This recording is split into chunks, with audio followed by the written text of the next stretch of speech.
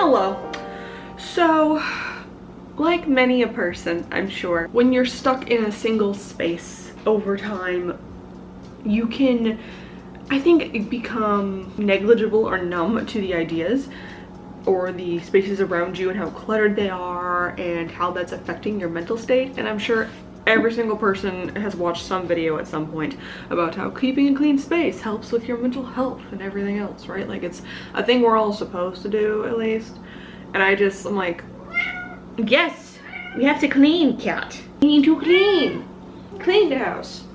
And my house has become very not clean in a while. Yes, you're part of the problem. You have fur everywhere.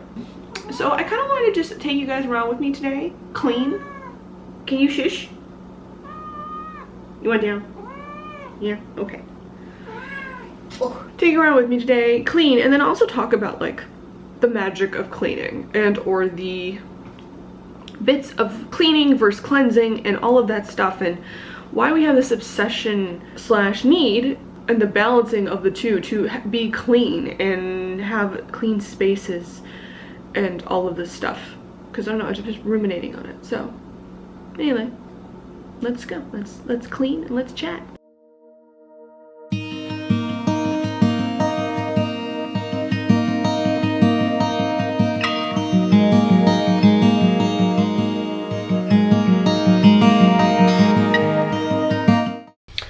So now dishes are done, but the one thing I want to talk about is I am not the person who is instinctively clean by any stretch of the imagination.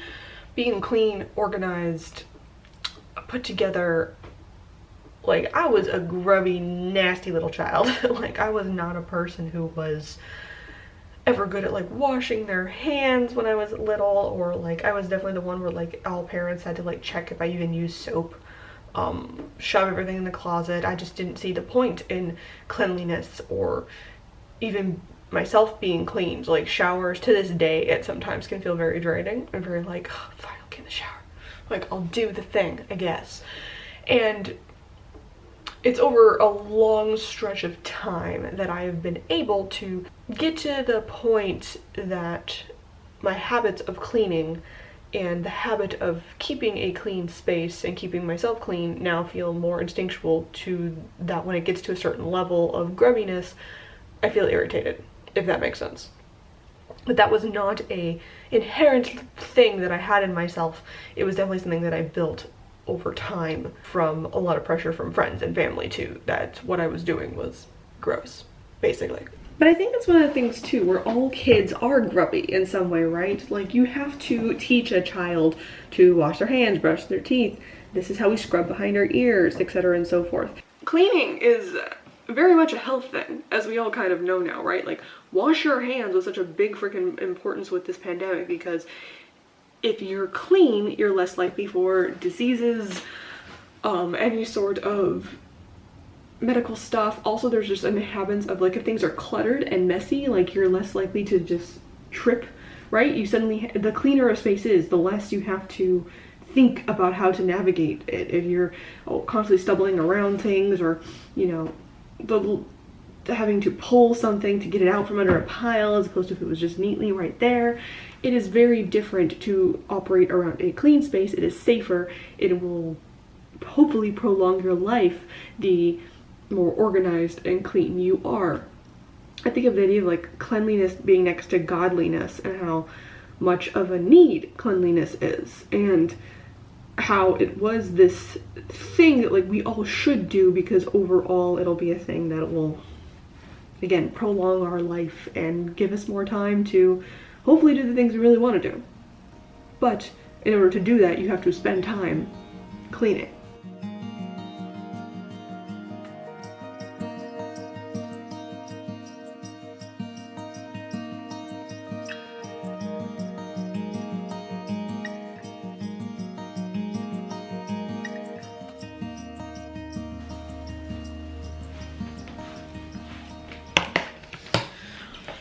So my other question then is, how often were you the kid who only cleaned something when you had something else you were trying to avoid? because that is a habit that is the first thing that got me to clean. And let me tell you, I'm still doing it now. Why? Because I'm doing it this very moment. There are some things that I need to do that involve me sitting down, actually being in front of the computer, and I looked around my house and was like, or I could clean. And it's like, well, of course, cleaning is that, again, like I said, responsible adult thing to do. We do it because it helps to prolong our life and hopefully makes our life easier overall. But so many times I have found that it is only when I want to avoid a different task entirely that suddenly cleaning comes to the forefront of my mind. And it's something that, honestly, when it really comes down to it, I think it's because it's not that mentally taxing. Like, the idea of cleansing something, yes, it's tedious, takes time, but unless you're having to like look up what substance you need to clean something, right? Like you're trying to see if like a certain vinegar or baking soda combination or, you know, something mixed together will help get rid of the stain or clean this up, or, you know, what's the proper solution for something. It really is not hard to clean things. Bit of soap, bit of water, something that is soft enough or abrasive enough to get extra firm gunk off of something. It doesn't take a lot of brain power to do it. And then on top of that, when you get into the mode of it, it can feel kind of meditative.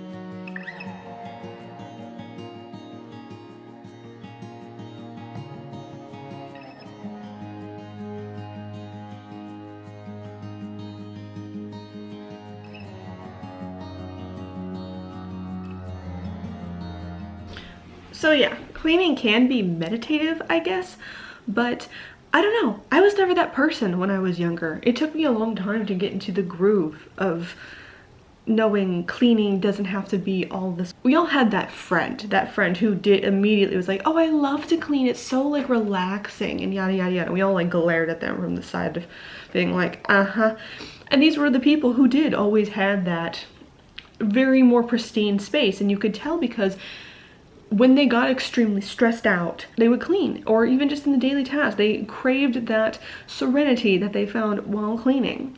I've recently, I guess the last couple of years, just kind of found that, like, yeah, it normally always starts as something that is an avoidancy of like, well, if I do this thing, then I am an adult, I'm good at this, and I'm being productive. But that meditative calm, and it's something about like removing the clutter around us does seem to like remove the clutter from our minds. The idea of like someone's space is indicative, is that the word? Indicative, there we go, of what the turmoil in their mind is. And I don't know if I 100% agree with that, because I definitely think different people have different levels, right? Like the biggest minimalist in the world with only has like a bed, a chair, a fork, like barely anything, maybe has more other issues and internal stuff that they're dealing with that you know, doesn't necessarily represent, you know, thing to thing. But each person definitely does have like their cleanliness, their level of organization, and when it is not at that level, there's probably something that is consuming their mind. But that meditativeness of seeing an immediate result and that weird calm that comes over us, that removal of things, the getting rid of the grime, the revealing of the how a space should be, I think is very interesting, because how often in our spiritual practices is that what we're actually trying to do? We're trying to peel away all of the things that society has put on us, that the idea of like other people's energies clouding ourselves, and how you should banish them or protect yourself from them. This very much of like remove the ick, cleanse it out, not so that you're just left with like this barren thing, but to reveal to ourselves what should be there, what we want to be there. But someone might come into my apartment right now and feel like it is way too cluttered. Like, why is all that stuff on the walls? Why do you have these books everywhere? Why is like so many different things just scattered around? And for me, they're not just scattered around. They were placed there with very distinct purpose. It was deliberate. I recognize when things get cluttered because I am that person who definitely just leaves things places. Like, I get undressed in random places in my apartment, or I take my shoes off at random places. I never just like put the shoes back. So I can tell when I'm kind of like mindlessly going about things, not consciously interacting with my space. That is when the clutter occurs. And mostly that's because, well, something else has taken over my mind that is not necessarily helpful, but I'm obsessively like tweening it and rolling it over till I feel like I can find a kernel of truth. I do this so instinctively, just so like, oh, just, you know, thoughtlessly putting stuff places, just leaving them there. And then I will happen upon the thing later. I will happen upon the matchstick randomly put on my dining room table, or the book I just put down in a random place on my kitchen counter and go, I should put that back. And then I don't get up and put it back.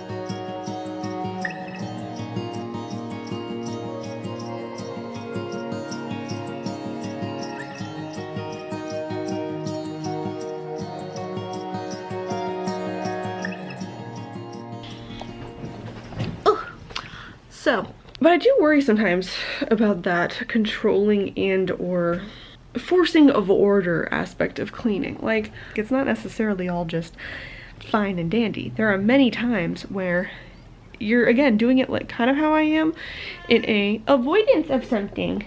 Ain't that right, the foof? Avoidance of something that you really should need to get down to. It can feel like a false sense of productivity. Okay, yeah, your apartment's clean, but maybe you really freaking need to do your taxes, you know, like, or there's this other task that you've been putting off forever and ever and ever and ever, and this false sense of productivity, this weird making you feel like you have control over your life, is actually just a way to avoid the very thing that you really need to be doing instead, or avoid the very thing you need to deal with internally instead. That meditativeness, I think, and that like mindless action that really gets us going can be extremely calming and is a great tool when we are feeling truly overwhelmed about something. But again, if it's hard, if I have to deal with something like facing the deaths of loved ones, or worrying about financial situations, or the state of our society and what is happening, these are all really hard things, and sometimes we do have to face them to realize that where could we be doing more, or just analyze maybe the way we're coping isn't all that great. So sometimes I find myself using cleaning and that mindlessness of it as a way to escape and feel, well, I'm in control of this thing. I'm doing this thing. So I'm better off, I'm fine. I can worry about that later, or I don't have to worry about that at all. But it's still just there bubbling under the surface. Taxes still need to be done. I still should probably sit here and think about what else I could do to help my community and my society, and pretending that just doing my dishes is enough is sometimes just not enough.